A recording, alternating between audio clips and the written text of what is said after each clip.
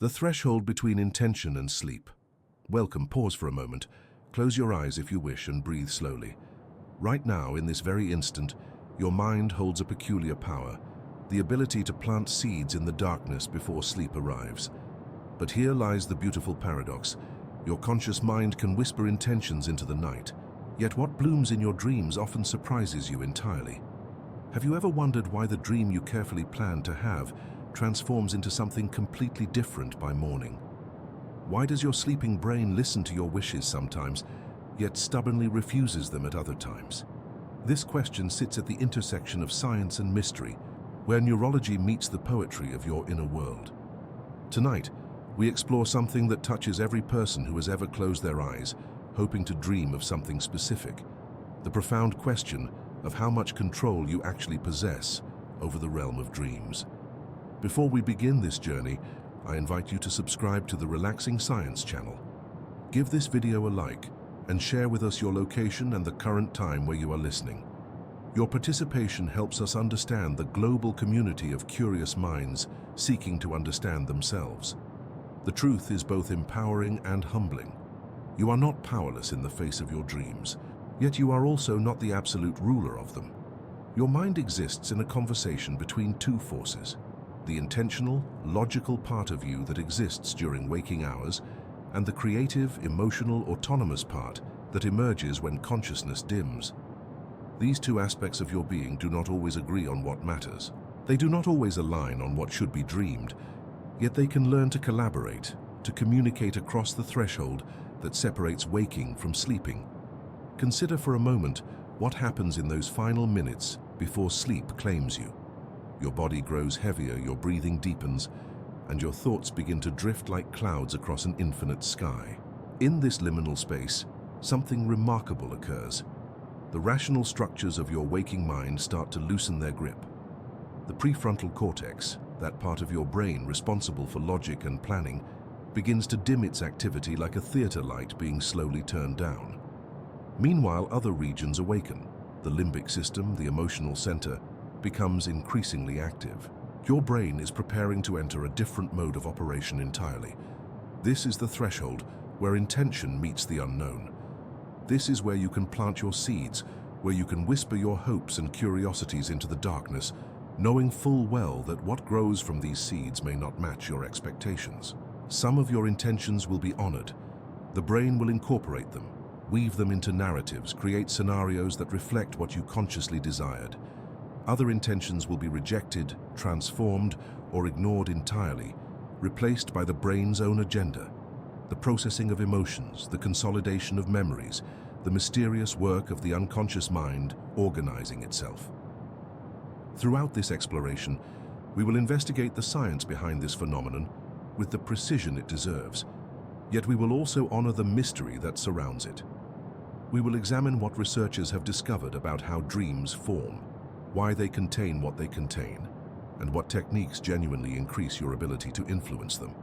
We will look at real experiments, practical methods that people use, and the honest results they achieve. We will explore the strange state called lucid dreaming, where consciousness somehow persists in the dream realm, offering a rare window into the mechanics of dream control.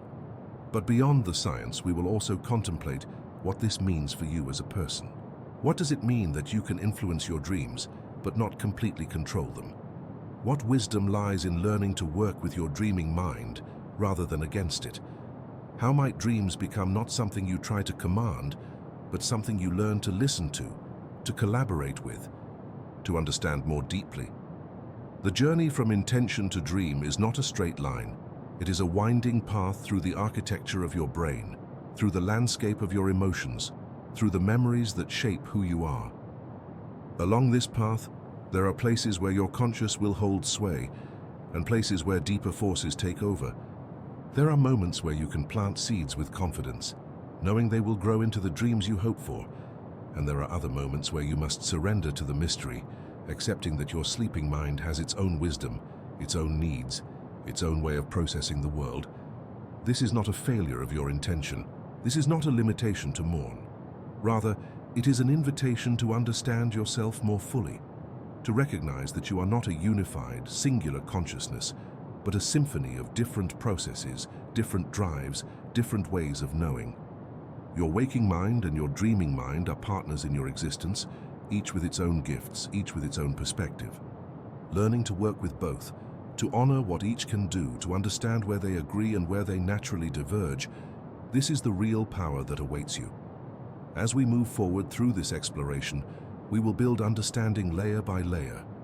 We will start with the fundamental neuroscience of how dreams are created in your brain, the actual mechanisms that generate the experiences you have in sleep. Then we will examine the techniques that exist to influence dreams, exploring both their promise and their realistic limitations. We will look at the fascinating phenomenon of lucid dreaming, where some people have managed to maintain consciousness within the dream state itself. We will investigate what elements of your intention actually reach the dreaming mind and which ones get filtered out or transformed. We will consider how your emotions, your recent experiences, and your physical environment all play roles in determining what you dream about. And finally, we will arrive at a philosophy of dreams that honors both control and mystery, intention and surrender. The night is long and your dreams are waiting, but before they arrive, you have the power to prepare the soil of your mind, to set the conditions that make certain dreams more likely to flourish. This power is real, measurable, and scientifically grounded. Yet it is also subtle, requiring patience, gentleness, and a willingness to work with your mind rather than against it. By the end of this journey, you will understand not just how dreams work, but how to have a more conscious, intentional relationship with them. The neuroscience of dream generation. Your brain never truly stops working, even when you surrender to sleep. In fact, during certain phases of sleep, your brain becomes almost as active as it is during waking hours, though in entirely different ways. This is the crucial foundation for understanding why dreams exist at all and how they are constructed from the biological processes happening inside your skull. There are several stages of sleep that cycle throughout the night in a pattern that repeats roughly every 90 minutes. The first stage is light sleep, where your brain begins to slow down, your muscles relax, and you drift away from conscious awareness. Your brain waves change from the rapid, complex patterns of wakefulness to slower, more synchronized rhythms.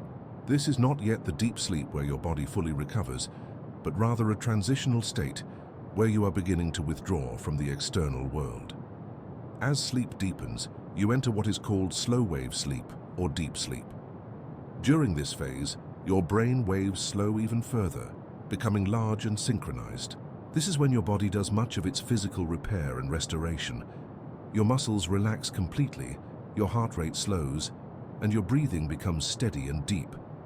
This is the sleep that truly refreshes your body, the sleep that helps you feel restored in the morning. During this phase, dreams are rare and often fragmentary if they occur at all. But then something remarkable happens. After perhaps an hour of this deep sleep, your brain begins to shift. The slow waves disappear, replaced by faster, more complex patterns that resemble waking brain activity. Your eyes begin to move rapidly beneath your eyelids. This is where the name REM sleep comes from, rapid eye movement sleep. During this phase, something extraordinary occurs. Your brain becomes highly active as it is when you are awake and engaged in complex thinking, yet your body becomes nearly paralyzed. Your major voluntary muscles, except for your diaphragm and the muscles of your eyes, lose their normal tone. You cannot move even though your brain is intensely alive. This is the phase where most vivid, narrative dreams occur. This is where your mind creates entire worlds, generates stories, produces experiences that feel completely real in the moment. During REM sleep, the prefrontal cortex, the part of your brain responsible for logic, planning, and critical evaluation, becomes relatively quiet. Meanwhile, the limbic system, your emotional brain, becomes highly active. The visual cortex fires intensely, creating the images you see. The motor cortex activates as if you are moving, though your body cannot actually move. The memory regions activate, pulling from your stored experiences and weaving them together. This combination of high emotional activity and reduced logical evaluation is why dreams feel so real while you are experiencing them, yet often seem bizarre when you recall them in the morning. While dreaming, your brain is not comparing the dream experience to reality. It is not asking, does this make sense? Is this physically possible? Have I violated the laws of nature? These are the questions the prefrontal cortex would ask if it were fully engaged. Instead, your dreaming mind accepts the narrative as it unfolds, no matter how strange or illogical it might be. The content of your dreams emerges from several sources operating simultaneously. One major source is memory. Your brain is constantly processing memories, deciding which ones to consolidate into long-term storage and which ones to discard. During REM sleep, memories become particularly active. Your brain replays recent experiences, and these replay patterns can form the foundation of your dreams. If you learned something new during the day, your brain might incorporate elements of that learning into a dream. If you had an emotional experience, the brain might weave aspects of it into a nighttime narrative. Another major source of dream content is emotion. The limbic system, which processes emotions, is highly active during REM sleep. Your brain is not just replaying memories, it is also processing the emotional significance of those memories, the feelings associated with them, the unresolved emotional tensions in your psyche. A dream might not directly depict an emotional issue you are facing, but it often contains symbolic representations of that emotional state. Fear becomes a threatening figure. Anxiety becomes a situation where you cannot quite accomplish something. Desire becomes an object you are pursuing. There is also a theory, proposed by researchers like J. Allen Hobson, suggesting that some aspects of dreams arise from the brain's attempt to make sense of random neural activity. During REM sleep, certain brain regions fire in patterns that seem somewhat random, or at least not coordinated with any external input. Your brain, being an organ that constantly seeks to create meaning and narrative from the information it receives, attempts to construct a coherent story from these random firings. This is called the activation synthesis hypothesis. According to this view, your brain is not just passively recording dreams. It is actively constructing narratives to explain the neural activity it is generating. The result is that dreams are not simple, direct products of a single cause. They are complex constructions emerging from multiple sources: memory consolidation, emotional processing, random neural activity, and your brain's constant drive to create meaning and narrative. This complexity is important to understand because it explains why dreams are not entirely under your conscious control. Your intention can influence which memories and emotions become active, but it cannot completely determine how your brain will weave these elements together into a narrative. The neurotransmitters active during REM sleep also differ significantly from those active during waking. During wakefulness, your brain is flooded with norepinephrine, a neurotransmitter that promotes alertness and critical thinking. During REM sleep, norepinephrine levels drop dramatically. At the same time, acetylcholine levels rise, promoting the kind of associative, creative thinking that characterizes dreams. This neurochemical shift is not something you can simply override with conscious intention. It is a fundamental change in how your brain is biochemically operating. Yet despite this, your brain during REM sleep is not completely divorced from your conscious intentions. The memories that become active during dreams are influenced by what you have been thinking about, what has been emotionally significant to you, what you have been learning. The emotional content of your dreams reflects your genuine emotional state and the issues you are genuinely processing. So while you cannot simply command your brain to dream a specific narrative, you can influence the raw materials, the memories and emotions that your brain will draw upon when constructing dreams. This is the foundation upon which all dream influence techniques rest. You cannot rewire your brain's fundamental architecture or change its basic operating mode during sleep, but you can influence what becomes active in your mind, what emotional states are present, what recent memories are prominent. By doing this, you shift the probability of certain dreams occurring. You make some dreams more likely and others less likely. This is not absolute control, but it is genuine influence, and it is grounded in the actual neuroscience of how your brain works. The fact that your brain continues to work intensely during REM sleep, that it remains capable of learning and being influenced by your intentions, offers hope to anyone who has ever wanted to have more conscious influence over their dreams. You are not at the mercy of a completely autonomous system. Your dreaming mind is still your mind, still responsive to your thoughts and feelings and intentions, even if it does not respond in the simple, direct way that your waking mind does.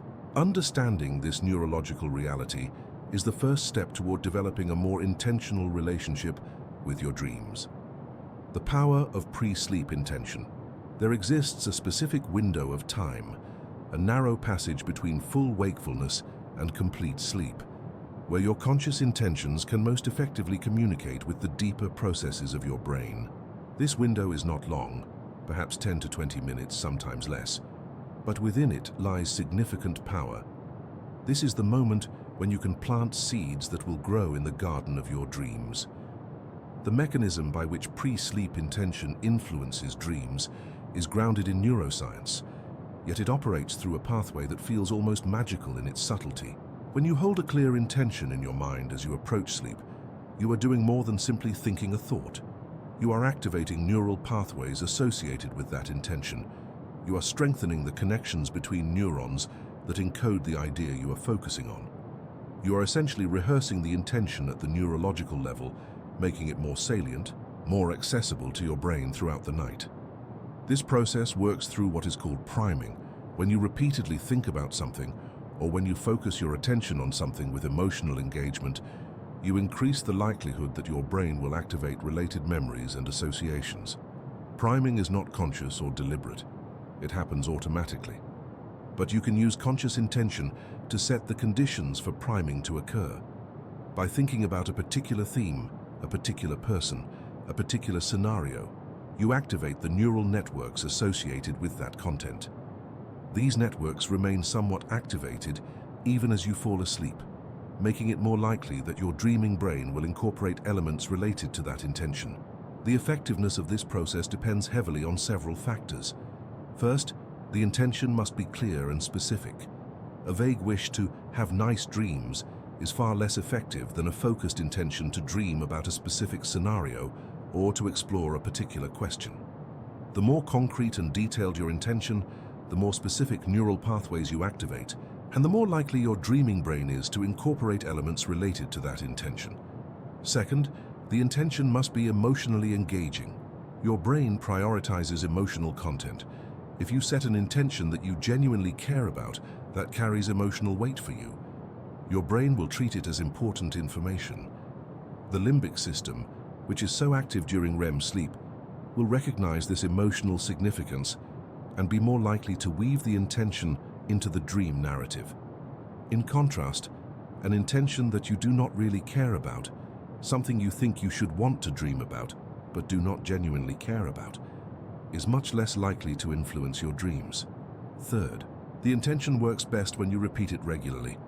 A single pre-sleep intention may have some effect, but consistency amplifies the effect dramatically. When you set the same intention every night for several nights, you are repeatedly activating the same neural pathways.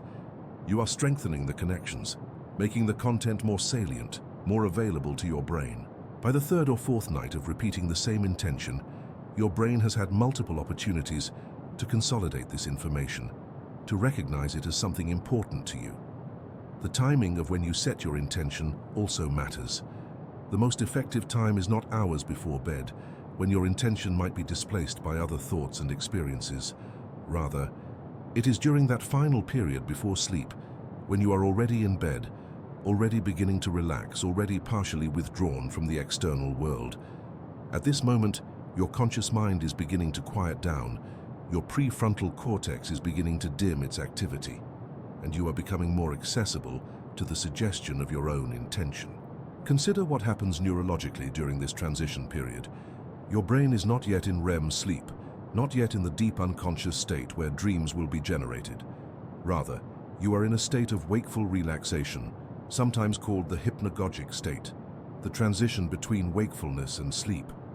In this state, your conscious mind is still present enough to form and hold an intention, but your unconscious mind is already becoming active, already beginning to access the deeper processes that will generate your dreams. This is the optimal moment to communicate across the threshold between conscious and unconscious. When you hold an intention during this hypnagogic state, you are not trying to force your unconscious mind to obey. Rather, you are making a request, offering a suggestion, pointing your brain towards certain content and saying, "This is what I am interested in exploring tonight.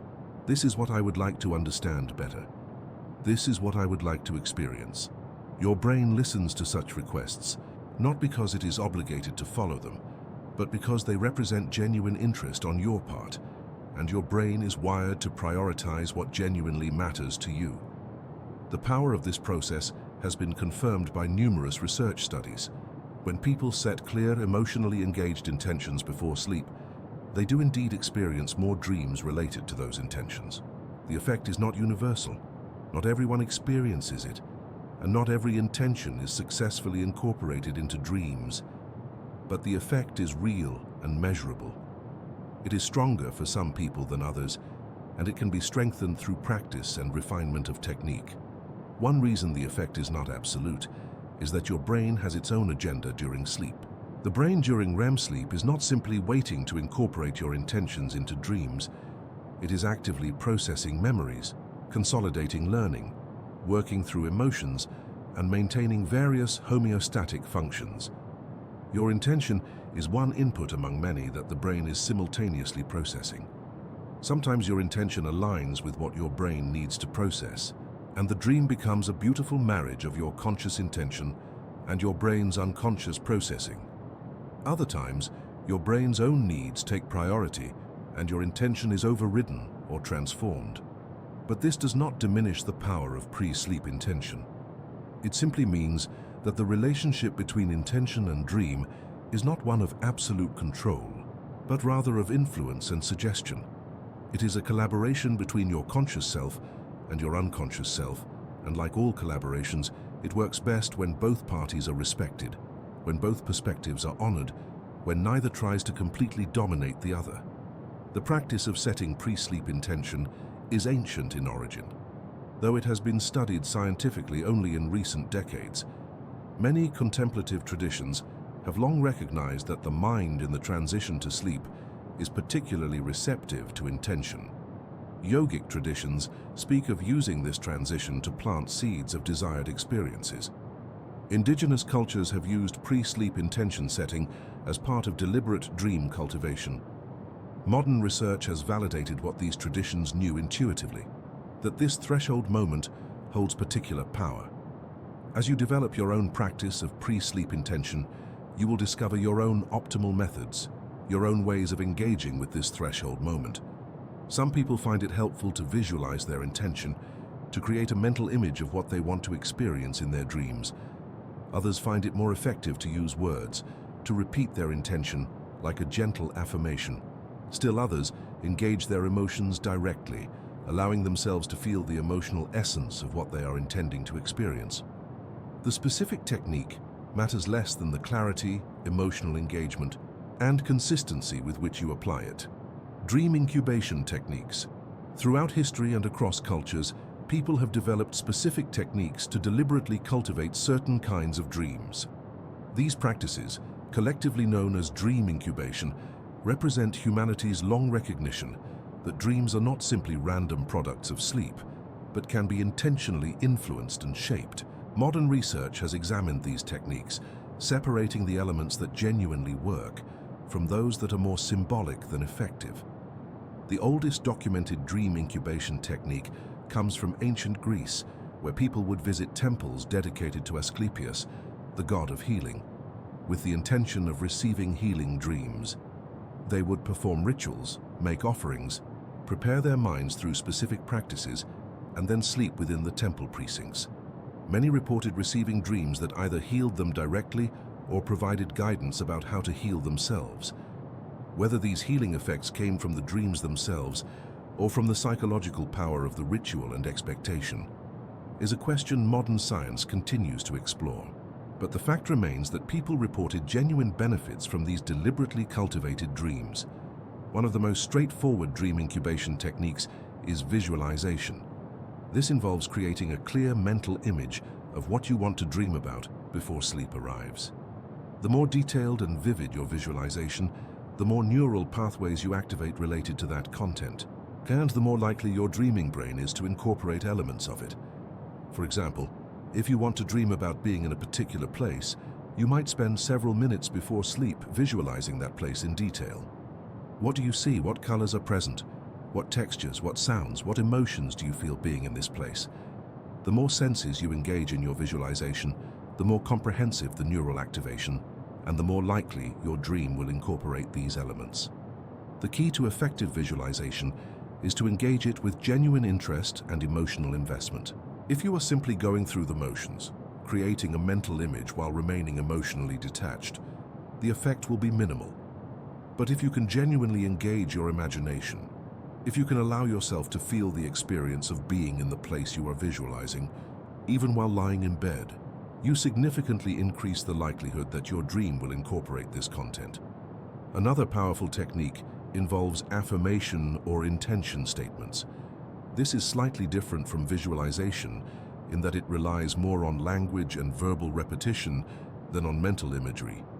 You might formulate a statement like, "Tonight I will dream about exploring a beautiful forest," or "Tonight I will dream about solving the problem I have been working on."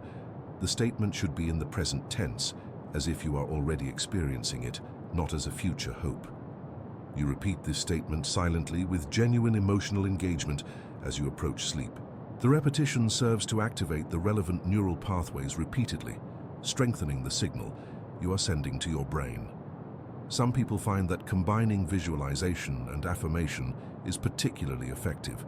They visualize their intended dream scenario while simultaneously repeating their intention statement. This engages multiple neural pathways simultaneously: the visual cortex through visualization, the language centers through the affirmation, and the emotional systems through the engagement of both. The result is a more comprehensive activation of the neural networks related to the intention. Another technique that has shown promise in research is the use of focused questions. Rather than trying to dream about a specific scenario, you might pose a question to your dreaming mind before sleep. For example, "What do I need to understand about this situation?" Or "What does my intuition know about this problem?" You hold this question gently in your mind as you drift towards sleep, not trying to answer it consciously, but rather asking your dreaming mind to explore it. Many people report that their dreams do indeed address the question they posed, sometimes in symbolic or metaphorical ways, but often with genuine relevance to the question they asked. The mechanism behind this technique seems to involve activating your brain's problem-solving capabilities. Your brain is constantly working on problems, even when you are not consciously aware of it. By posing a question before sleep, you are explicitly directing your brain's attention toward that problem. And during REM sleep, when your brain is in a particularly creative and associative mode of thinking, it may generate insights or novel perspectives on the problem. These insights may appear in dreams as symbolic content, as narrative scenarios that metaphorically address the problem, or sometimes even as direct, clear guidance. Research on dream incubation has revealed that the techniques work better for some people than others, and that individual differences in brain structure and function likely play a role in determining how responsive someone is to dream incubation. However, even people who initially find dream incubation difficult can improve with practice. Like any skill, the ability to deliberately influence your dreams can be developed and strengthened over time. One factor that seems to increase the effectiveness of dream incubation is what researchers call dream recall. If you can remember your dreams, you can work with them more consciously. You can notice which of your intentions were incorporated into your dreams, which were not, and adjust your technique accordingly. People who keep dream journals, who spend time each morning recording and reflecting on their dreams, tend to become increasingly successful at deliberately influencing dream content. This is partly because keeping a dream journal increases overall dream recall, making it easier to track which intentions are working. But it is also because the process of reflecting on and writing about your dreams increases your conscious engagement with your dreaming mind, strengthening the communication between your conscious and unconscious self. The most effective dream incubation protocols combine several elements. They involve clear, specific, emotionally engaged intentions. They involve regular repetition over multiple nights rather than one-time attempts. They involve the preparation of optimal sleep conditions, a comfortable, quiet, cool bedroom where you can sleep undisturbed. They involve a genuine openness to whatever dreams arise, rather than rigid attachment to the specific scenario you intended to dream about. And they involve tracking and reflection, noticing what works and what does not, and adjusting your approach based on your own experience. It is important to note that even with optimal technique, dream incubation does not always work. Your brain has its own agenda, its own processing to do, its own needs that may take priority over your conscious intention. Some nights your brain may be too focused on processing difficult emotions or consolidating important memories to incorporate your intention. Some nights your brain may simply not respond to your intention for reasons that remain mysterious. This is not failure on your part. It is simply the reality of working with a complex biological system that is not entirely under your conscious control. The realistic success rate for dream incubation, based on research studies, is somewhere in the range of 30 to 50%, depending on the person, the technique, and what we count as success. This means that if you set a clear intention before sleep, there is roughly a 1 in 3 to 1 in 2 chance that your dream will incorporate elements related to that intention. These are respectable odds, particularly when you consider that without any intention setting, the probability of dreaming about a specific topic is much lower. With practice, these odds can improve. Some experienced practitioners report success rates significantly higher than 50%. The mystery of lucid dreaming. There exists a rare and remarkable state of consciousness that challenges everything we think we understand about the separation between waking and dreaming. In this state, you are asleep and dreaming, yet you simultaneously know that you are dreaming. You maintain conscious awareness within the dream. You can make choices about what to do within the dream. You can direct the narrative. You can explore your dream world with the conscious intention that would normally only be possible while awake. This phenomenon is called lucid dreaming, and it represents perhaps the ultimate expression of conscious control over dreams. Lucid dreaming is not a myth or a fantasy. It is a genuine neurological state that has been documented extensively in sleep laboratories. When people are lucid dreaming, their brain activity shows a unique signature, a combination of features that are characteristic of REM sleep, where dreams normally occur, combined with activation patterns more typical of waking consciousness, particularly in the prefrontal cortex, the region responsible for self-awareness and executive function. This hybrid state of consciousness suggests that the boundary between waking and dreaming is not as absolute as we normally assume. Consciousness is not a simple binary state where you are either fully awake or completely asleep. Rather, consciousness exists on a spectrum, and lucid dreaming represents a point on that spectrum where some aspects of waking consciousness persist while you are simultaneously in REM sleep. The prefrontal cortex, which is normally quiet during REM sleep, shows increased activity during lucid dreaming, allowing you to maintain self-awareness and intentional control even as the rest of your brain is in the full REM sleep state. Some people experience lucid dreams naturally and spontaneously. They have always been able to occasionally recognize that they are dreaming while the dream is happening. For these people, lucid dreaming is an innate ability, something that comes naturally without conscious effort. However, research has shown that lucid dreaming is a skill that can be learned and developed. People who have never experienced a lucid dream can learn techniques that significantly increase the probability of having one. One of the most effective techniques for inducing lucid dreams is reality testing. This involves regularly, throughout your waking day, asking yourself, "Am I dreaming right now?" and checking your environment to determine whether you are in reality or in a dream. You might try to read text, which tends to change and become unstable in dreams. You might look at your hands, which often appear distorted or unusual in dreams. You might try to push your hand through a solid object, which is possible in dreams but not in reality. By making reality testing a habit during waking hours, you train your brain to also perform reality testing during dreams. Eventually, when you are dreaming, you may perform a reality check, notice something that indicates you are dreaming, and suddenly become lucid within the dream. Another effective technique is called the mild technique, which stands for mnemonic induction of lucid dreams. This involves setting a very specific intention as you fall asleep, an intention focused specifically on becoming lucid in your dreams. You might repeat to yourself, "The next time I am dreaming, I will remember that I am dreaming." You accompany this intention with visualization of yourself in a dream, recognizing that you are dreaming and becoming lucid. The key to the mild technique is that you must hold this intention in your mind as you are falling asleep, maintaining a kind of conscious intention even as your mind is drifting into sleep. The wild technique, standing for wake-initiated lucid dream, is more advanced and takes more practice.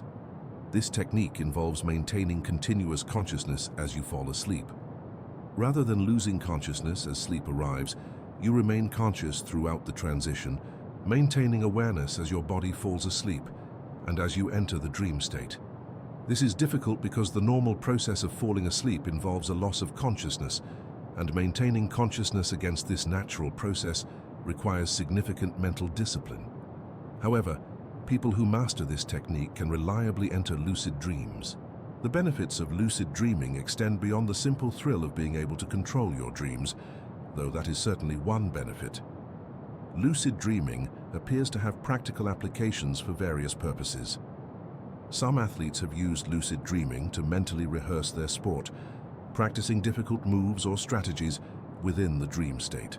This mental practice seems to provide some of the same benefits as physical practice, activating similar neural pathways and improving actual performance. Some people have used lucid dreaming to work on psychological issues, to face fears in a safe environment where they know they cannot be truly harmed, or to practice social interactions that make them anxious. Lucid dreaming also offers a unique opportunity for self-exploration and self-understanding. When you are lucid in a dream, you can ask your unconscious mind questions directly. You can explore your own psyche with conscious intention. You can meet the various aspects of yourself that are represented by different dream characters or symbols and engage them in dialogue. This can lead to profound insights about yourself, your motivations, your fears, and your desires. However, lucid dreaming is not a complete solution to the question of dream control.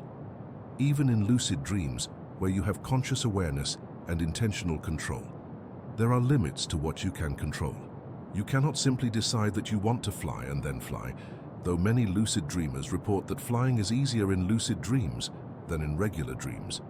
The dream environment has its own logic, its own rules, and these rules are not entirely subject to your conscious will. You can work with them, you can learn to bend them, but you cannot simply override them completely. Furthermore, lucid dreaming is not something everyone can achieve, and even people who can achieve it do not do so every night. It is a special state that requires specific conditions and specific techniques. For most people, most nights, lucid dreaming will not occur. Therefore, lucid dreaming should be understood as one tool among many for working with your dreams, rather than as a complete solution to the question of dream control. The existence of lucid dreaming does tell us something important about the nature of consciousness and the nature of dreams. It demonstrates that consciousness is not a simple all-or-nothing state. It shows that awareness can persist in the dream state, that the prefrontal cortex can be activated even during REM sleep, that the boundary between waking and dreaming is more permeable than we might normally assume. This opens up the possibility that even in non-lucid dreams, there may be aspects of consciousness operating that we are not normally aware of, subtle ways in which your conscious intentions and your unconscious processes are communicating and collaborating. What your mind actually listens to you. Set an intention before sleep with careful thought and genuine emotion. You visualize it, repeat it, focus on it with all the attention you can muster. And then you wake in the morning, recall your dream, and discover that your intention was either completely absent or transformed into something quite different from what you intended. This experience is common enough that it deserves careful examination. What is it that your sleeping mind listens to, and what does it ignore or transform? The answer is not straightforward, because your sleeping mind is not a simple entity with simple preferences. Rather, your sleeping brain is a complex system with multiple competing processes. multiple sources of input, multiple priorities. Your conscious intention is one input among many, and whether it gets incorporated into your dream depends on how it interacts with all these other processes. One of the strongest determinants of whether your intention gets incorporated into your dream is emotional engagement. Your brain is fundamentally an emotional organ. Everything that matters to you, everything that captures your attention and motivates your behavior, is tagged with emotional significance. Your brain during sleep prioritizes emotionally significant content. If your intention carries genuine emotional weight for you, if you genuinely care about dreaming about it, your brain is much more likely to incorporate it. But if you are setting an intention simply because you think you should, or because you are following a technique without genuine emotional investment, your brain recognizes this and gives it lower priority. This is why the most successful dream incubation attempts often involve intentions that are emotionally meaningful to the person. Someone who desperately wants to solve a problem that has been troubling them may set an intention to dream about that problem, and the emotional weight of the problem ensures that their brain incorporates it into their dreams.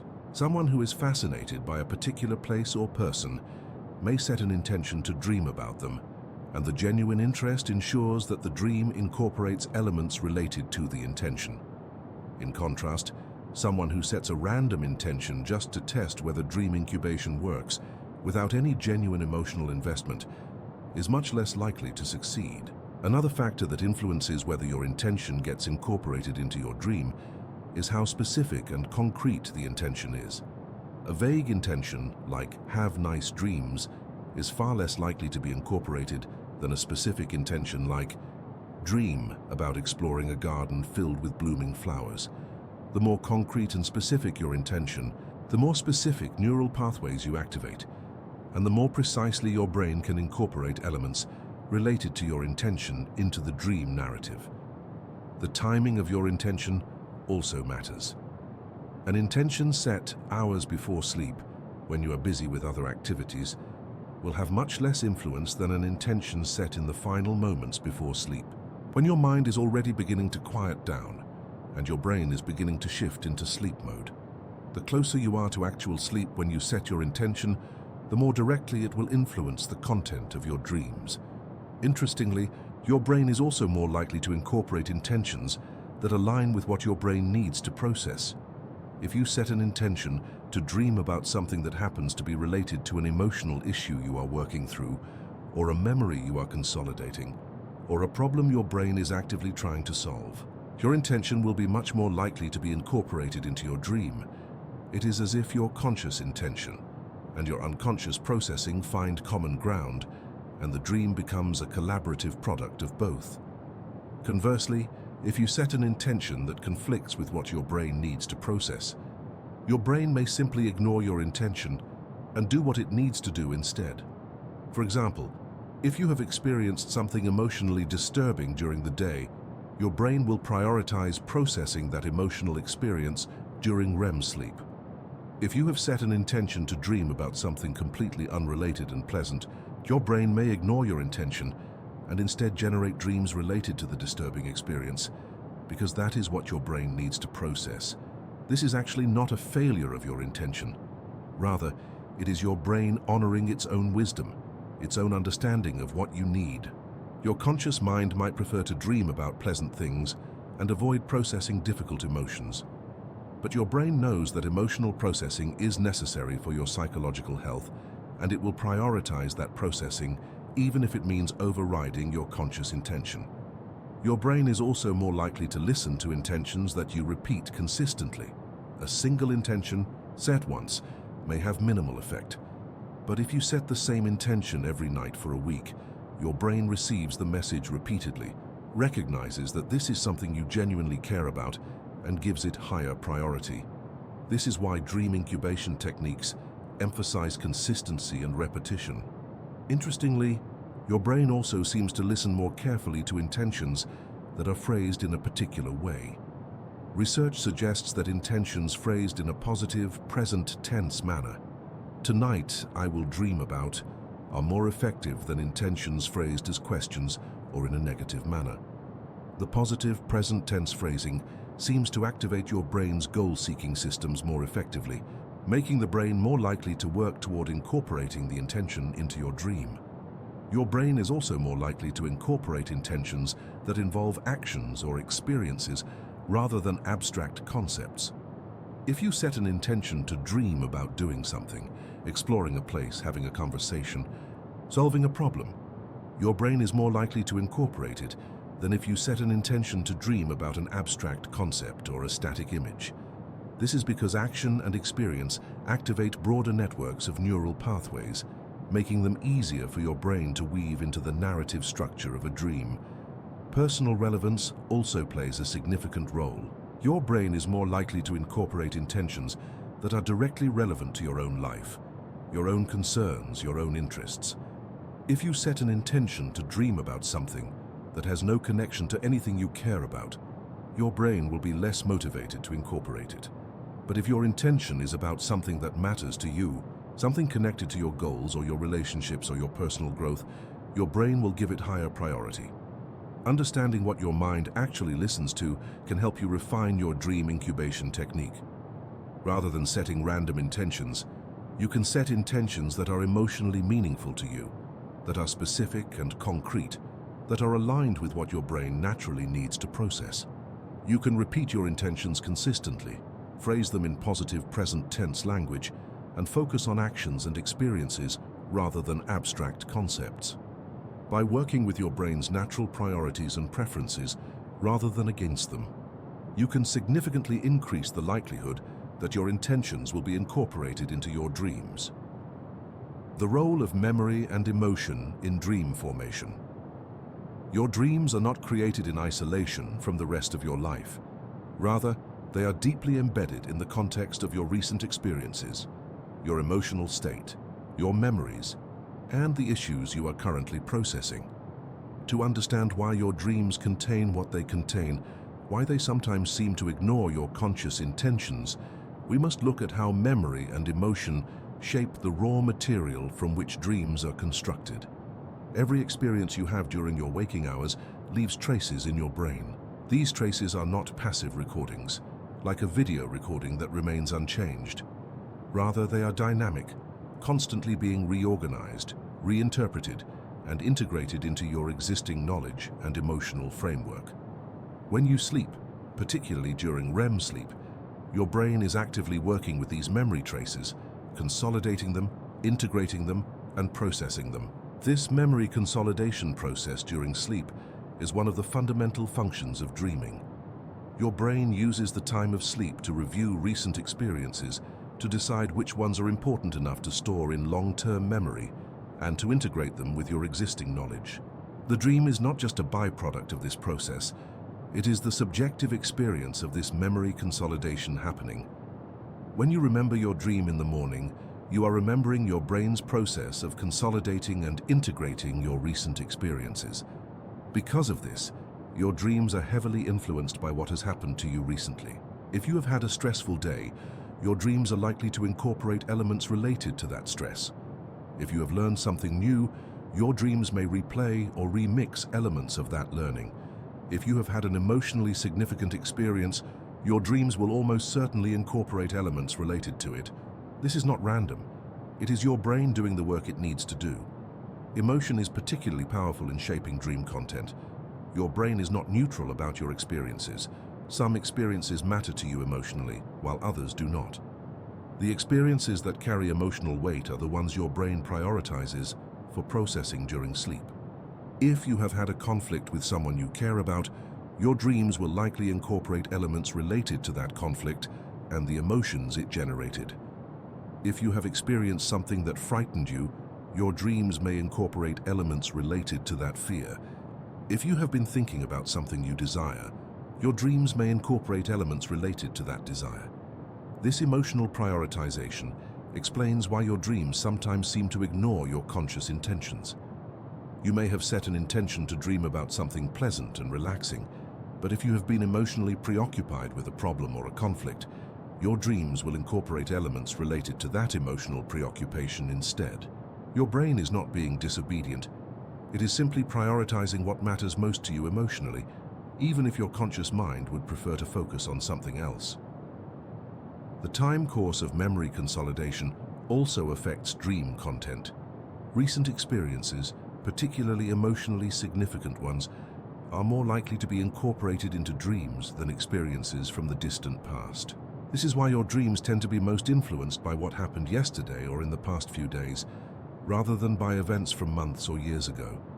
Your brain is actively working to consolidate these recent experiences, and the dreams reflect this ongoing work. However, there is also a phenomenon called memory reconsolidation, where old memories can be reactivated and processed again during sleep. This seems to happen particularly when old memories are emotionally relevant to something that is happening in your current life. For example, if you encounter a situation that reminds you of something from your past, that old memory may be reactivated during sleep, and your dreams may incorporate elements from both the recent situation and the old memory. Your brain is essentially comparing the old experience with the new one, trying to understand how they are related, what they have in common, and what you can learn from the comparison. The emotional valence of your memories, whether they are positive or negative, pleasant or unpleasant, also influences dream content.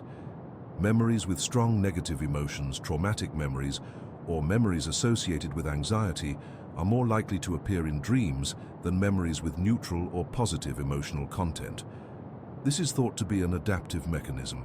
Your brain is prioritizing processing of emotionally difficult material, trying to integrate it and make sense of it.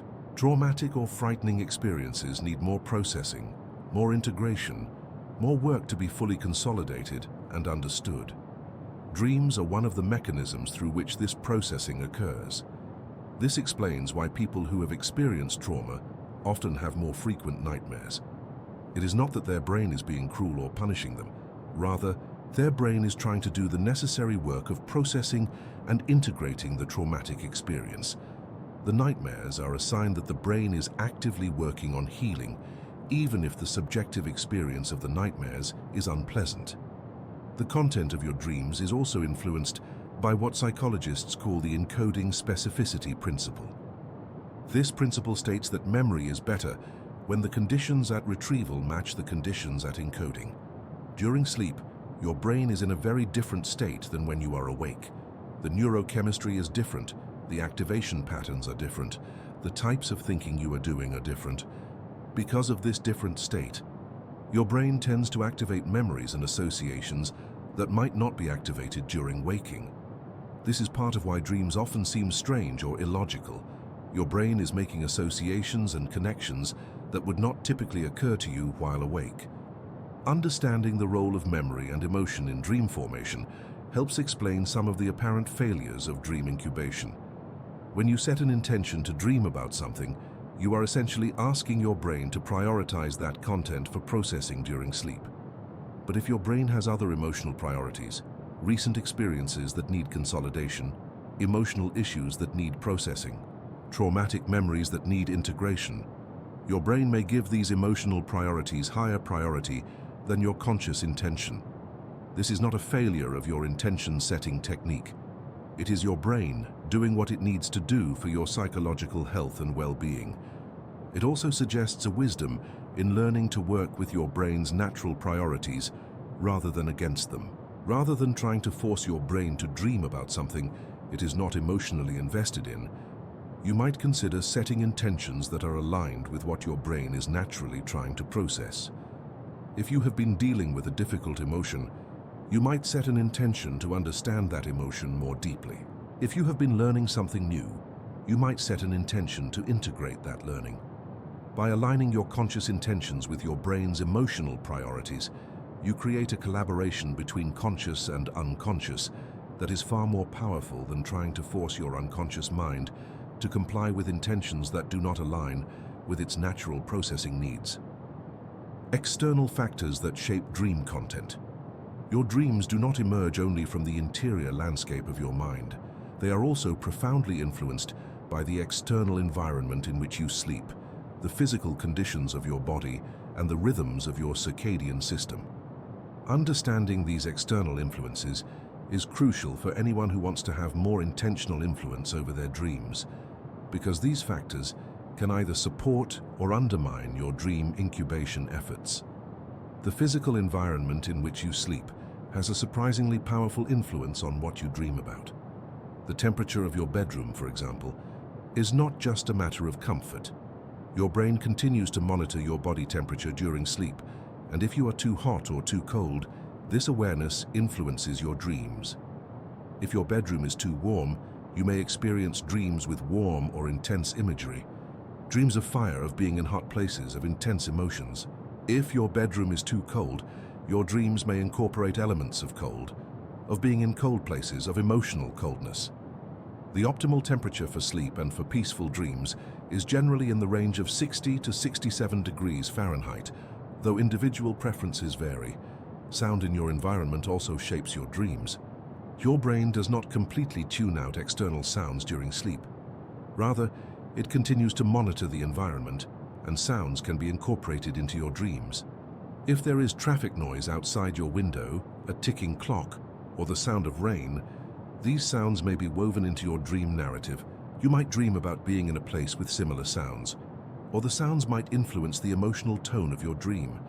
This is why many people find that white noise or nature sounds during sleep lead to more pleasant and peaceful dreams than a silent environment where every small sound is noticeable and potentially startling. The light in your bedroom also influences your dreams. Your brain continues to process light information during sleep, even though your eyes are closed. If there is light filtering through your curtains, if there is a light from an electronic device in your room, your brain is aware of this. This can influence the timing of REM sleep and can influence the content of your dreams. Most research suggests that a completely dark bedroom is optimal for sleep and dreaming, as it allows your brain to fully enter the deeper states of REM sleep, where the most vivid and memorable dreams occur. Your physical comfort also matters. If you are sleeping on a mattress that is uncomfortable, if your pillow is not supportive, if your bedding is not comfortable, you will sleep less deeply and your dreams will be less vivid and less memorable. Moreover, physical discomfort can influence the emotional tone of your dreams, potentially making them more anxious or unpleasant. Creating a physically comfortable sleep environment is not a luxury. It is a practical step toward having more vivid, memorable, and pleasant dreams. The food you eat before bed can also influence your dreams. Certain foods contain substances that affect brain chemistry and sleep. For example, foods high in tryptophan, an amino acid that is a precursor to serotonin, can promote deeper sleep and potentially more vivid dreams. Heavy meals close to bedtime can interfere with sleep quality and dream vividness. Alcohol, while it may help you fall asleep initially, actually suppresses REM sleep, reducing the amount and vividness of your dreams. Caffeine consumed late in the day can interfere with sleep quality. Understanding how the foods and substances you consume affect your sleep can help you optimize your sleep environment for better dreaming. Your circadian rhythm, your internal biological clock, also influences your dreams. Your body follows a roughly 24-hour cycle of activity and rest, and this cycle is synchronized with the external light-dark cycle. Different stages of sleep occur at different times during the night. Early in the night, you tend to have more deep sleep and less REM sleep. As the night progresses, the balance shifts, and you spend more and more time in REM sleep. The dreams you have in the early part of the night tend to be less vivid and less memorable than the dreams you have in the later part of the night, closer to morning. This is why the dreams you remember most vividly, the ones you recall when you wake up, are often the ones you have in the final hours before waking. This circadian pattern has implications for dream incubation.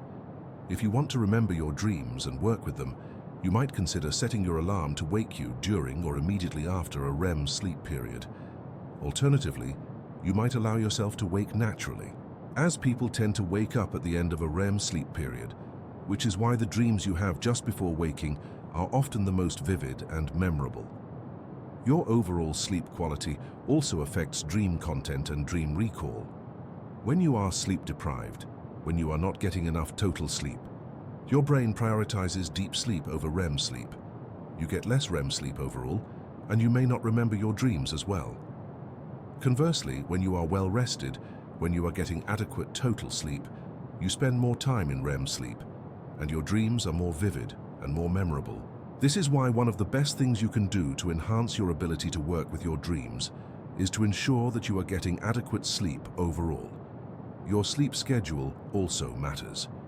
If you go to bed at different times each night, if you wake up at different times, your circadian rhythm becomes disrupted, and your sleep quality and dream quality suffer. Maintaining a consistent sleep schedule, going to bed at the same time and waking at the same time each day, helps regulate your circadian rhythm and improves both sleep quality and dream vividness.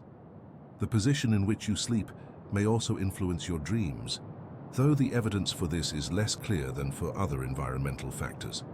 Some research suggests that sleeping on your back may lead to more vivid dreams or to a higher likelihood of lucid dreaming, possibly because this position allows for more movement of the eyes, which are active during REM sleep. Other positions may be associated with different dream characteristics, though more research is needed to fully understand these relationships.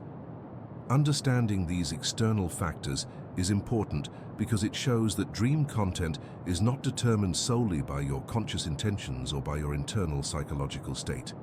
Your dreams are also shaped by your environment, your physical state, your circadian rhythms, and your overall sleep quality. By optimizing these external factors, you create conditions that are more conducive to vivid, memorable, and controllable dreams. This is not about forcing your dreams to be a certain way, but rather about removing obstacles and creating supportive conditions that allow your dreams to flourish and your intentions to be more readily incorporated. The resistance of the unconscious mind. You have set your intention clearly. You have visualized it vividly. You have repeated it with genuine emotion. You have optimized your sleep environment. You have done everything right. And yet your dream goes in a completely different direction. Your unconscious mind seems to be deliberately defying your conscious will. This experience of resistance from the unconscious mind is common enough that it deserves careful examination. But here is a crucial reframing. What appears to be resistance may not be defiance. Your unconscious mind is not trying to punish you or prove its independence. Rather, your unconscious mind operates according to its own logic, its own priorities, its own understanding of what you need. When your unconscious mind seems to resist your conscious intention, it is often because your unconscious mind knows something that your conscious mind does not, or because it has different priorities that are equally valid and important. One reason the unconscious mind may resist certain intentions is because of what psychologists call psychological defense mechanisms.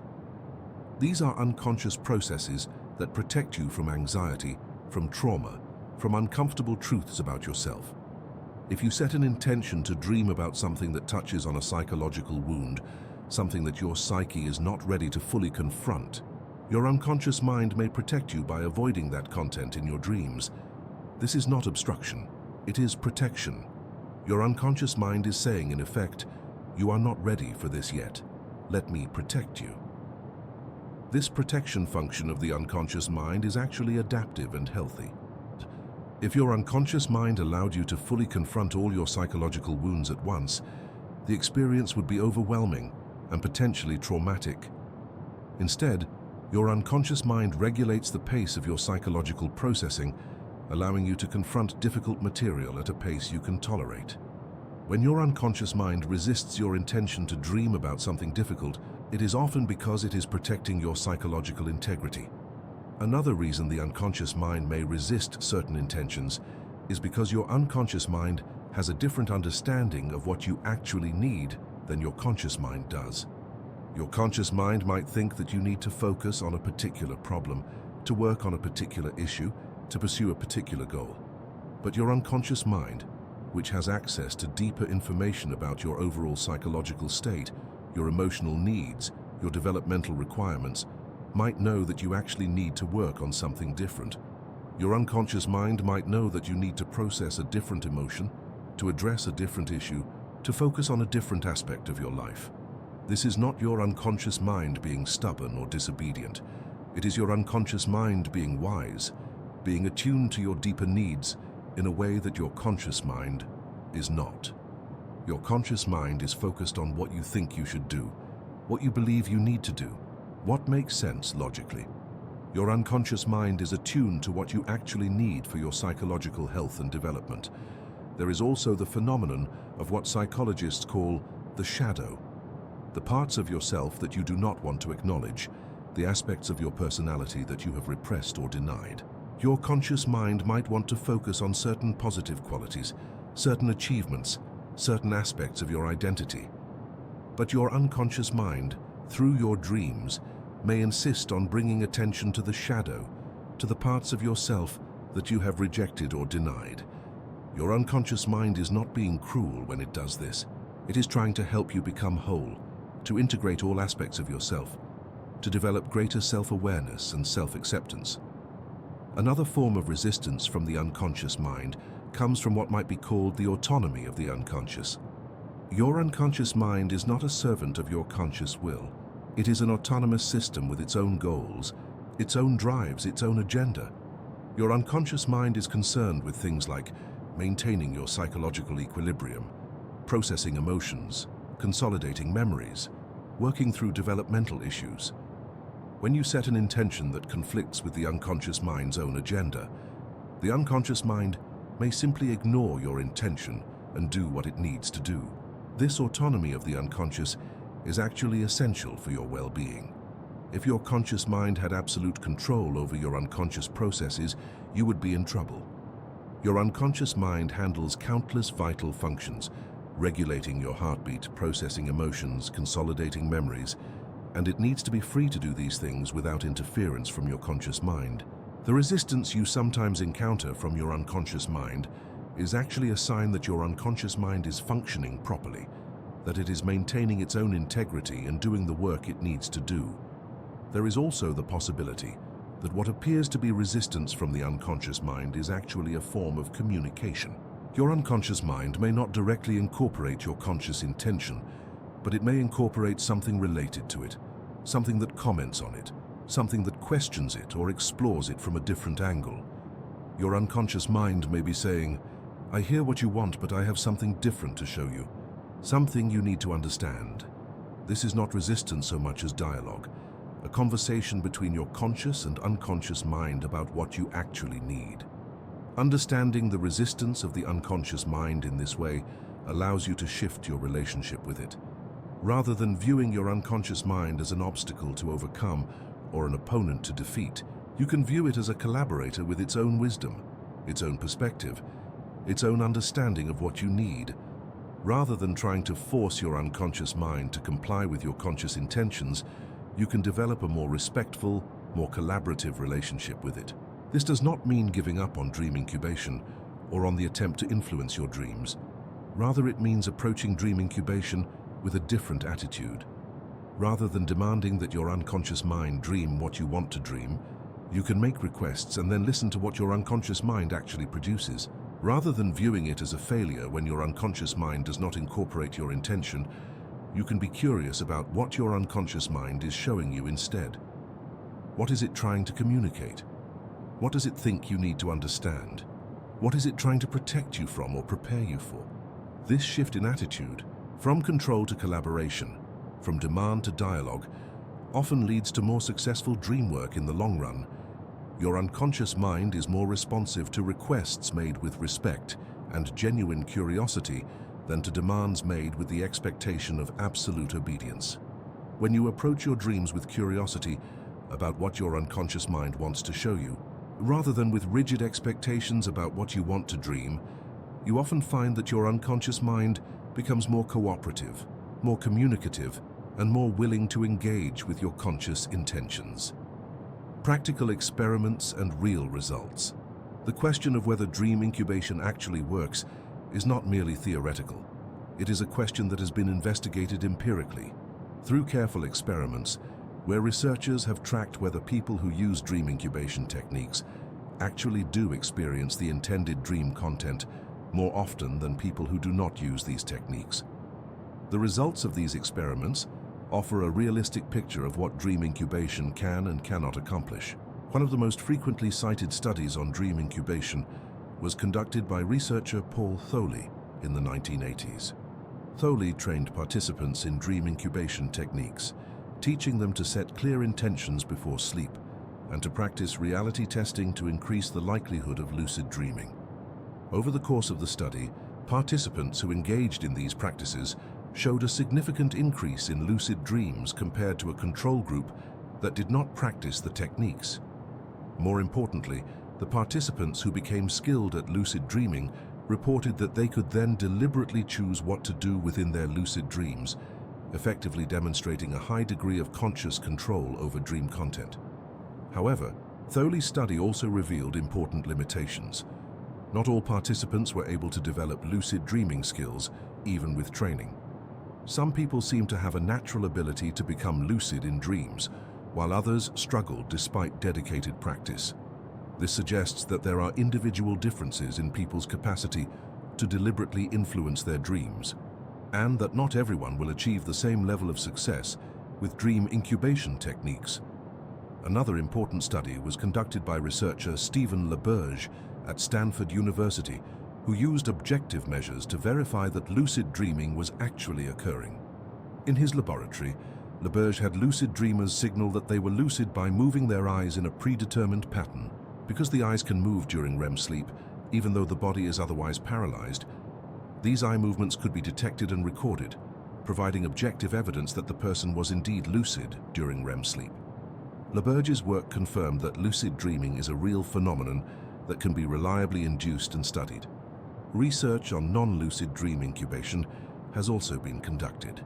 Studies have examined whether people who set intentions before sleep experience more dreams related to their intentions than people who do not set intentions. The results have been generally supportive, though with important caveats. When people set clear, specific, emotionally engaged intentions and repeat them consistently over multiple nights, they do show an increased likelihood of experiencing dreams related to their intentions. Success rates in these studies typically range from 30 to 50%, meaning that roughly 1/3 to 1/2 of the intentions set resulted in dreams that incorporated elements related to the intention. One particularly interesting study examined the role of emotional engagement in dream incubation. Researchers had participants set two different intentions, one that was emotionally meaningful to them and one that was arbitrary and emotionally neutral. The results showed that the emotionally meaningful intention was significantly more likely to be incorporated into dreams than the emotionally neutral intention.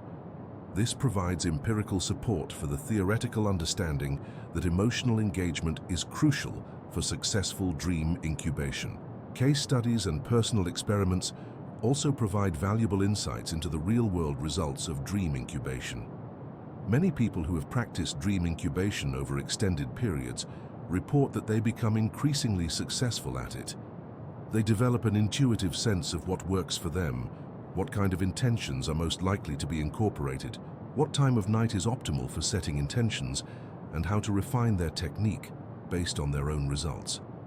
These personal experiments, while not as rigorous as controlled laboratory studies, offer important information about how dream incubation works in real life, outside of laboratory conditions. One common finding from both research and personal experience is that dream incubation works better for some topics than others. Intentions related to solving problems, exploring emotional issues, or understanding oneself tend to be more successful than intentions related to experiencing specific scenarios or meeting specific people. This makes sense from a neurological perspective. Your brain is naturally oriented toward problem solving and emotional processing, so intentions aligned with these natural functions are more likely to be honored. Another finding is that dream incubation often works in unexpected ways. You might set an intention to dream about a specific scenario, and instead, you dream about something that seems unrelated, but that addresses the underlying concern or question that prompted the intention. For example, you might set an intention to dream about a difficult conversation you need to have with someone, and instead, you dream about climbing a mountain. The mountain dream, while not literally about the conversation, might explore themes of difficulty, challenge, and perseverance that are relevant to the conversation you need to have. Research on dream recall has also revealed important findings. People who keep dream journals, who spend time each morning writing down and reflecting on their dreams, show significant improvements in dream recall over time. Moreover, The practice of keeping a dream journal seems to increase the effectiveness of dream incubation. This is likely because the practice of reflecting on dreams increases conscious engagement with the dreaming mind, strengthening the communication between conscious and unconscious. Studies have also examined the effects of various sleep conditions on dream incubation success. Research confirms that sleep quality is important. People who are well rested and getting adequate sleep show better results with dream incubation than people who are sleep deprived. Temperature, noise, and light in the sleep environment also affect dream quality, though perhaps not as dramatically as overall sleep quantity and quality. One interesting finding from research on dream incubation is that the expectation of success seems to matter. People who believe that dream incubation will work tend to have better results than people who are skeptical. This is not necessarily because the skepticism magically prevents dream incubation from working, but rather because belief and expectation influence how people engage with the practice, what they attend to, and how they interpret their results. If you expect your intention to be incorporated into your dream, you will be more likely to notice when it is, and you will be more likely to recognize subtle connections between your intention and your dream content. The realistic picture that emerges from research and experience is that dream incubation is a real phenomenon with genuine effects. But it is not a magic solution. It requires practice, consistency, emotional engagement, and patience. Success rates are moderate, not overwhelming. Results often come in unexpected forms. Individual differences in people's natural ability to influence their dreams are significant. But for those who persist with the practice, who refine their technique based on their own experience, who approach it with both intention and openness, dream incubation can become an increasingly effective tool for working with their dreams.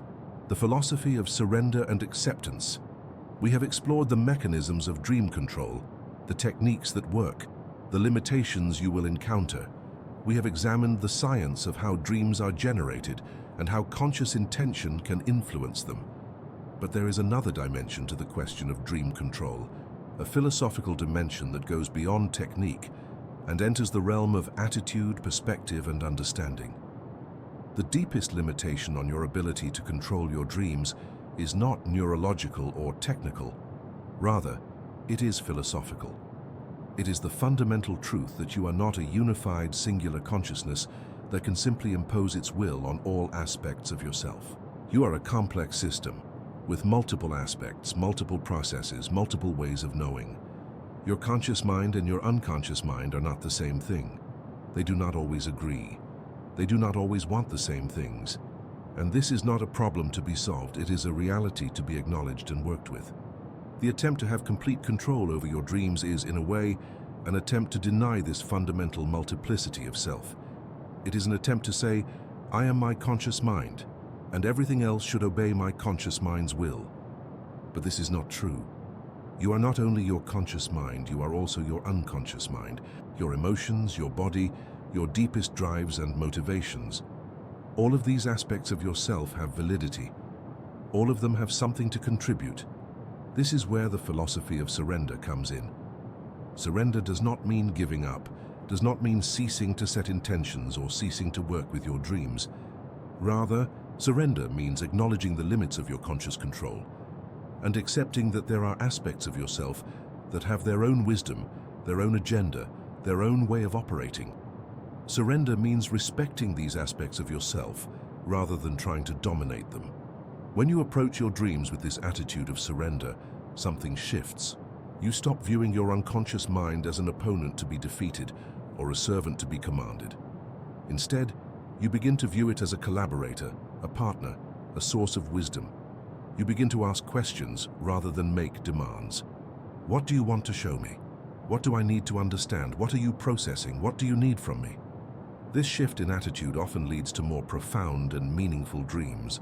When you approach your dreams with genuine curiosity rather than with rigid expectations, your unconscious mind becomes more communicative. It reveals things that your conscious mind would never have thought to ask about. It shows you perspectives that you did not know you needed. It helps you understand yourself more deeply. There is a concept in many contemplative traditions called the idea of wu-wei. or non-action in Chinese philosophy, which does not mean doing nothing, but rather means action that is aligned with the natural flow of things, action that works with nature rather than against it. This concept applies beautifully to dream work. Rather than trying to force your dreams into a predetermined shape, you can approach dream work with the intention of working with the natural processes of your mind, supporting them, facilitating them, learning from them. This does not mean passivity. You can still set intentions, you can still use techniques, you can still actively work with your dreams, but you do so with a different spirit. You set your intention and then let it go, trusting that your brain will work with it in whatever way is appropriate.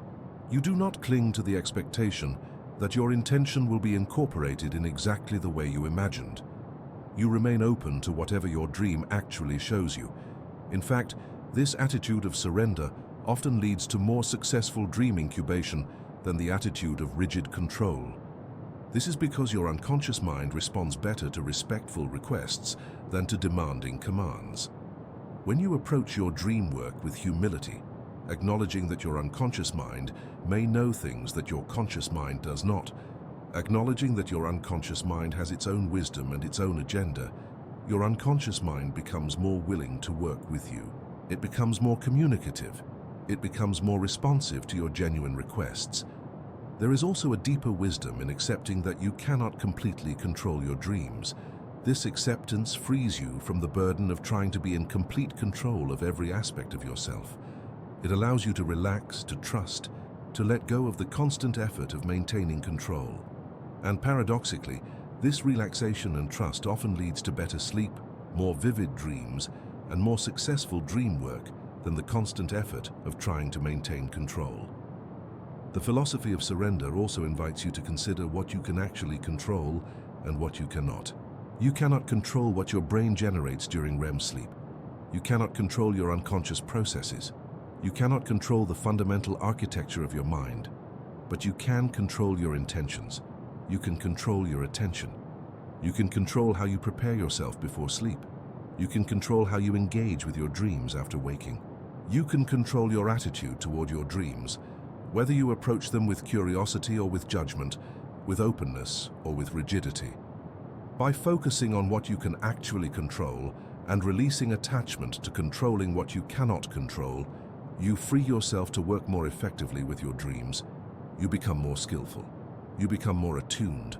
You become more able to work with your mind as it actually is, rather than as you think it should be. This philosophy also invites you to consider the possibility that your unconscious mind might actually be wiser than your conscious mind in some ways. Your unconscious mind has access to information that your conscious mind does not. It processes information in ways that your conscious mind cannot. It has insights and intuitions that your conscious mind might never arrive at through logical reasoning. By approaching your dreams with respect for this wisdom, by listening to what your unconscious mind is trying to tell you, you gain access to forms of intelligence and understanding that your conscious mind alone could never achieve. The ultimate paradox of dream control is this: you gain the most control over your dreams not by trying to dominate them, but by learning to work with them, to collaborate with them, to listen to them. When you approach your dreams with genuine interest in what they have to teach you, when you approach your unconscious mind with respect for its wisdom, when you set your intentions gently and then allow your mind to work with them in its own way, you often find that your dreams become increasingly responsive to your intentions, increasingly meaningful, increasingly useful. This is not magic, it is not mystical. It is simply the natural result of working with yourself as you actually are, rather than struggling against yourself in an attempt to be something you are not. It is the natural result of collaboration rather than domination, of dialogue rather than command, of respect rather than control. Your dreams as a conversation with yourself. As we arrive at the end of this exploration, we find ourselves at a place of synthesis, where all the elements we have examined come together into a larger understanding. Your dreams are not simply the random products of sleeping neurons. They are not simply the result of your conscious intentions being incorporated into a dream narrative. Rather, your dreams are a conversation, a profound, ongoing dialogue between different aspects of yourself, between your conscious mind and your unconscious mind, between your waking self and your sleeping self. In this conversation, your conscious intentions are one voice. They matter. They are heard. They influence what is discussed, what is explored, what is processed. When you set a clear intention before sleep, you are speaking into this conversation, offering your perspective, your concerns, your questions. Your unconscious mind listens. It takes what you have said seriously. It incorporates your intentions into its own processing. But your unconscious mind is also a voice in this conversation. It has things to say. It has perspectives that your conscious mind does not have. It has information about your emotional state, your psychological needs, your deep drives and motivations. When your unconscious mind generates dreams that do not directly incorporate your conscious intentions, it is not being stubborn. It is contributing its own voice to the conversation, offering its own perspective, insisting that certain things be addressed, certain emotions be processed, certain aspects of yourself be acknowledged. The dreams that result from this conversation are not simply the product of either voice alone. They are the result of the dialogue between the voices. Sometimes the two voices agree, and the dream directly reflects your conscious intention. Sometimes the two voices are in conversation with each other, debating, exploring, trying to reach understanding. And sometimes one voice simply overrides the other because that voice has a more urgent need that must be addressed. This understanding of dreams as conversation changes how you might work with them. Rather than viewing dream incubation as an attempt to impose your will on your unconscious mind, you can view it as an invitation to dialogue. You set your intention, you offer your perspective, you ask your question, and then you listen to what your unconscious mind has to say in response. You pay attention to the dreams that arise. You reflect on them. You ask yourself what your unconscious mind is trying to communicate. This listening is as important as the speaking. In fact, the listening might be more important. For most of your life, your conscious mind has been doing most of the talking. It has been making decisions, setting goals, planning your actions. Your unconscious mind has been relatively silent, at least from your conscious perspective. But your unconscious mind has things to say. It has wisdom to offer. It has perspectives that your conscious mind needs to hear. When you approach your dreams as a form of listening, when you treat your unconscious mind as a partner whose perspective is worth considering, you often discover that your dreams become more meaningful, more helpful, more aligned with your genuine needs and growth. Your unconscious mind, feeling heard and respected, becomes more willing to engage with your conscious intentions. The conversation becomes more balanced, more mutual, more collaborative. This perspective also helps you understand why some of your attempts at dream incubation succeed and others fail. The successes are the moments when your conscious intention and your unconscious mind's agenda align, when you are both interested in exploring the same territory. The failures are the moments when you and your unconscious mind want to talk about different things. And even these failures are not truly failures. They are moments when your unconscious mind is insisting that you pay attention to something else, something that matters more urgently, something that you need to address.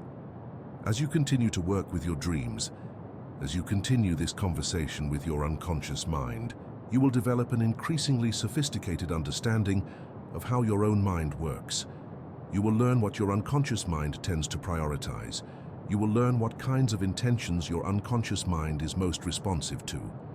You will learn how to phrase your requests in ways that your unconscious mind finds compelling. You will learn how to listen to what your unconscious mind is trying to tell you. This is not a skill you develop once and then possess permanently. Rather, it is an ongoing practice, a continuous refinement of your ability to communicate with yourself, to work with yourself, to understand yourself more deeply. As your life changes, as you grow and develop, as your concerns and priorities shift, the conversation with your unconscious mind will evolve as well. Your dreams will reflect these changes. Your unconscious mind will have new things to say. The beauty of this conversation is that it never ends. Throughout your life, for as long as you continue to dream, you have the opportunity to engage in this dialogue with yourself. You have the opportunity to learn from your unconscious mind, to be surprised by it, to be challenged by it, to be comforted by it. You have the opportunity to become more integrated, more whole, more fully yourself through the ongoing conversation that happens in your dreams. Thank you for joining me on this journey through the landscape of dreams and dream control. We have explored the neuroscience of how dreams are generated, the techniques that can influence them, the mysteries that remain. We have examined the role of memory and emotion, the external factors that shape dreams, the wisdom of your unconscious mind. And we have arrived at an understanding of dreams not as something to be controlled or dominated, but as a conversation to be engaged in, a dialogue with yourself that can deepen your self-understanding and support your growth. If this exploration has brought you clarity, if it has sparked curiosity about your own dreams, if it has given you new ways of thinking about the relationship between your conscious and unconscious mind, I would deeply appreciate your like and your subscription to the Relaxing Science channel. Your support helps us continue to create content that explores the intersection of science and the deeper questions of human existence. I would also love to know, where are you as you listen to this? What time is it where you are? And as you prepare for sleep tonight, what conversation do you want to have with your unconscious mind? What would you like to explore? What questions would you like to ask? I invite you to share your thoughts and experiences in the comments below. Your stories, your questions, your insights about your own dreams and your own journey toward deeper self-understanding enrich our entire community. May your dreams tonight be vivid and meaningful. May you find in them the wisdom you seek. May you develop an ever-deepening conversation with the deepest parts of yourself. And may you rest knowing that even as you sleep, even as your conscious mind quiets, your whole self continues to work toward your healing, your growth, and your becoming. Total